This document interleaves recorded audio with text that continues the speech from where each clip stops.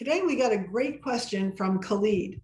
Kahlid wants to know about the MRA plus 10 retirement under FERS. I'll bet there's more people out there who want to know about an immediate reduced retirement versus a postponed MRA plus 10 retirement. So here's the question from Kahlid. I'm going to go ahead and share my screen with you so you can kind of read it along with me. So here we go. Kahlid wants to know, I worked for the federal government for 11 years. I was born in January 1960, and I was 56 at the time of my separation. I need to know if postponement later than age 62 will accrue any further enhancement of my benefits. Is there any benefit to delaying past age 62? All right, so to start with, Kahlid, that's a great question, but I do want to start back a little bit further and help understand what is MRA plus 10, because that's really what you're asking about. And in addition to that, you're asking about postponing your MRA plus 10 benefit. So here's the definition of MRA plus 10. First of all, the acronym MRA stands for minimum retirement age, and I'll show you what that is for you, even if you're not Kahlid, in the next slide.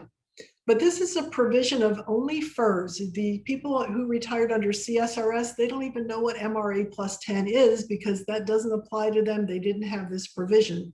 But this does lend some flexibility to FERS because it allows someone who has reached that magic age of their minimum retirement age, if they only have 10 years of service, to claim an immediate benefit, maintain their health and life insurance as long as they've had it for 5 years prior to their separation, and even postpone the benefit and reinstate the health and life insurance if they don't want to take that reduction. So it gives you a lot of choices between taking it immediately, postponing it, or giving up the option altogether and just keep on working.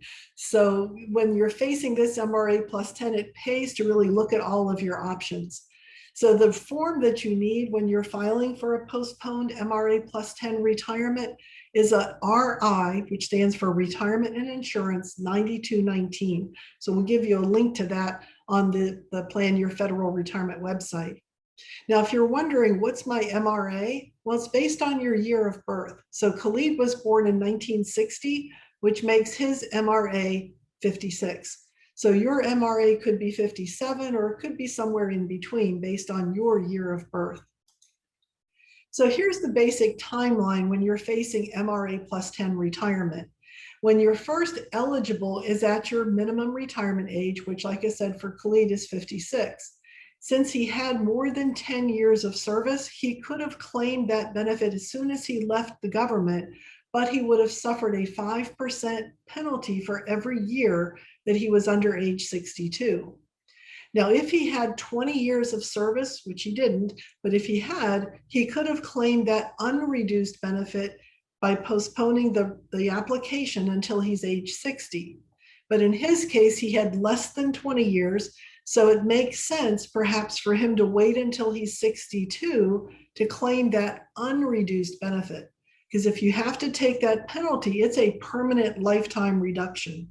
So it makes sense to possibly delay receiving the benefit till a little bit later, especially if you can afford to wait for your health and life insurance to begin. So let's look at his particular situation. 11 years of service, separated at age 56, eligible for this immediate benefit, which is based on his salary or high 3 average salary, which I'm going to use 80,000 for the example, times 1%, which is the factor for computing your FERS basic retirement, times his length of service, or 11 years in his case. So that comes out to a basic unreduced benefit of $8,800 a year, or on a monthly basis, it would be a little over $733 a month. But remember, I said there's going to be that penalty, that 5% reduction. So at age 56, if he had just turned 56, he would multiply, or OPM, the Office of Personnel Management, would multiply his unreduced benefit by 70.42% or 0.7042 and come up with a reduced benefit of $61.96 per year, which reduces the monthly benefit to $516 a month. So major reduction, almost a 30% reduction if he claims this at age 56. So what if he postpones it?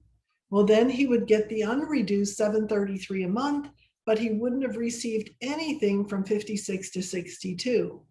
So the balancing act is, do I want to take that reduced benefit for life, but keep my health insurance intact for the rest of my life as well? Or do I want to delay it? Can I afford to delay it until I'm 62 and avoid that reduction altogether? So he's really got to consider those two options as far as which is more important, the immediate health and life insurance or the more generous monthly benefit for the rest of his life. There's no need, Kahlid, to delay this past age 62 because the benefit doesn't grow any bigger.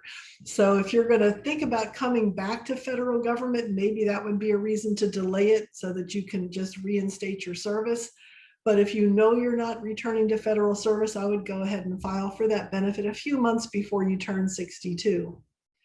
And not to leave this on a downer, but I did want to mention the fact that if a former employee should die prior to claiming their deferred or postponed benefit, if they had more than 10 years of service under FERS, there's potentially a survivor benefit payable to your spouse.